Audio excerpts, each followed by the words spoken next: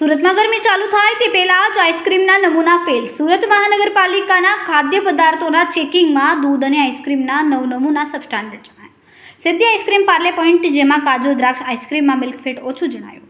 શ્રીનાથ દૂધ ડેરી કતારગામ જેમાં ગાયનું દૂધ સબસ્ટાન્ડર્ડ. શ્રી કૃષ્ણા ડેરી બંગરોલી ગાયનું દૂધ સબસ્ટાન્ડર્ડ.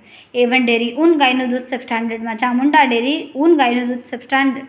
શ્રી ભાગ્યલક્ષ્મી ડેરી નાનપુરા ગાયનું દૂધ substandard. SK Patel dairy Pandesara ગાયનું દૂધ સબસ્ટાન્ડર્ડ. તબેલો ઉધના ગાયનું દૂધ સબસ્ટાન્ડર્ડ. રાધે દૂધ મંડળી અબ્રામા રોડ ભેંસનું દૂધ સબસ્ટાન્ડર્ડ મળી આવ્યા. આ તમામ સામે ફૂડ સેફ્ટી એક્ટ 2006ના નિયમો અનુસાર કાર્યવાહી કરાશે. હું BR Ganpat, food safety officer, Surat મહાનગરપાલિકા.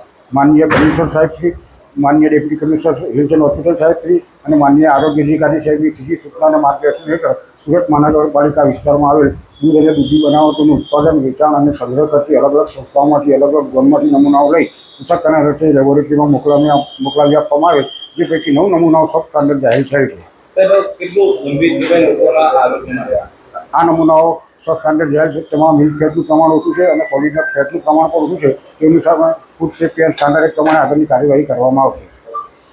કેમેરામેન સેનલ વિરાણી સાથે વિશાલ ચેટા, માનવ પ્રભા ન્યૂઝ, સુરત. અમારા વિડીયોની નવી અપડેટ મેળવવા માટે સબસ્ક્રાઇબ કરો માનવ પ્રભા ન્યૂઝ ચેનલને.